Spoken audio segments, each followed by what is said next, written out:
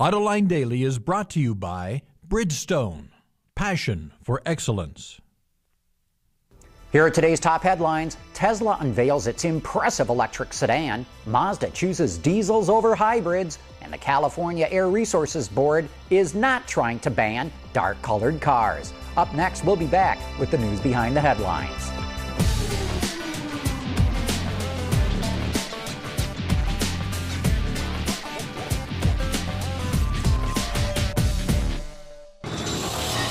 This is Autoline Daily for Friday, March 27, 2009, and now the news. Well, Tesla's done it again.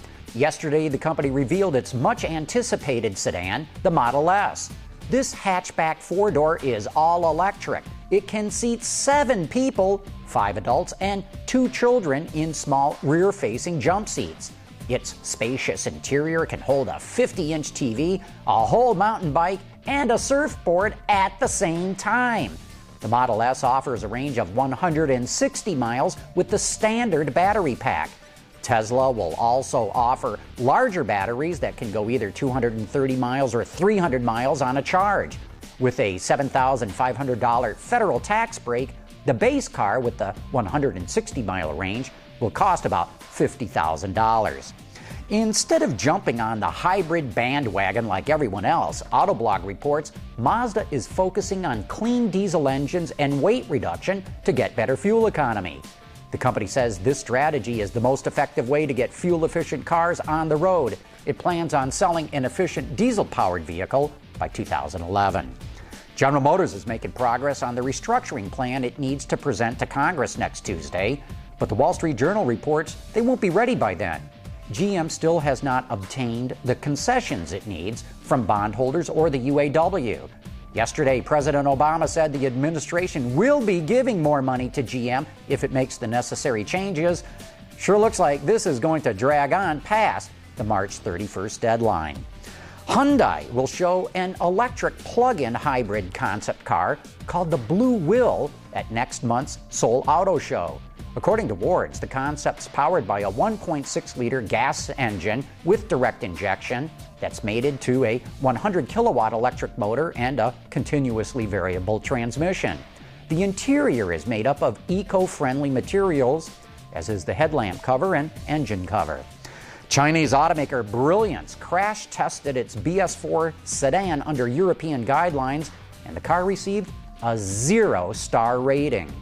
According to Autoblog, Germany's ADAC tested the car under new Euro NCAP guidelines that take into account the availability of electronic stability control as standard equipment and potential injury to pedestrians. Under the old Euro NCAP rules, the BS4 would have received a 3-star rating. Yesterday, we ran a story saying you're not going to believe this story about how the California Air Resources Board is talking about banning dark-colored cars. Well, the CARB contacted Autoline Daily yesterday to say, you're right, you shouldn't believe that story. The truth is, the CARB is exploring paint pigments that reflect more of the sun's rays, which keep a car cooler, so the AC doesn't have to work as hard, which saves gas, which reduces CO2. The pigments work with any paint color, so the Air Resources Board is not looking at banning dark-colored cars. Hey, in case you missed it, last night was the first edition of our new Autoline Live webcast. We talked about everything from GM's and Chrysler's restructuring plans to new product like the Chevrolet Camaro. You can find it all in the John's Journal section of our website, and join us again next Thursday night as we do it all again. Coming up next, a preview of this week's episode of Autoline Detroit. We'll be back right after this.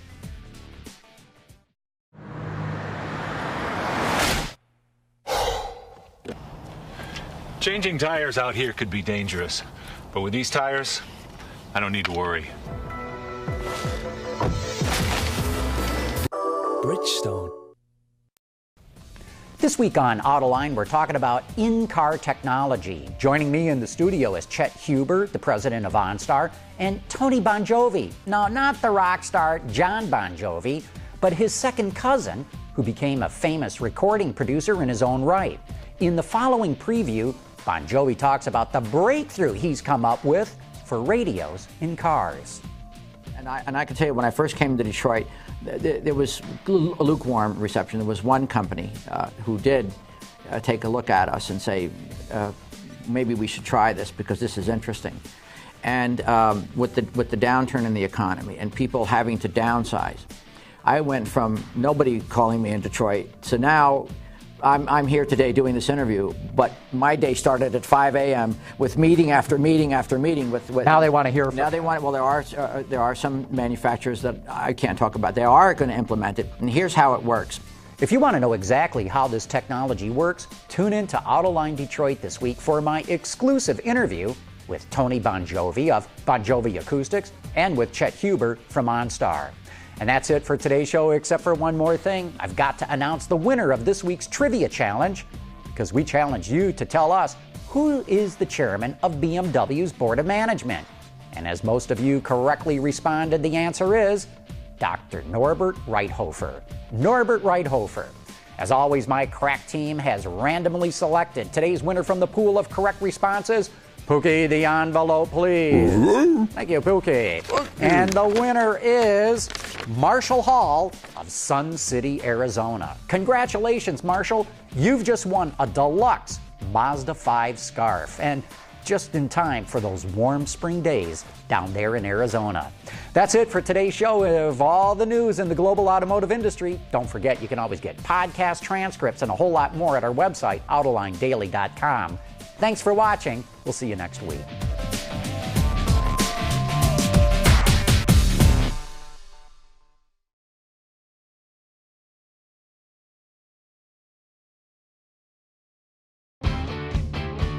Visit our website for even more great content all week long. Autoline Extra, Dawn's Journal, podcasts, and even more. So click over and get the inside view at AutolineDetroit.tv.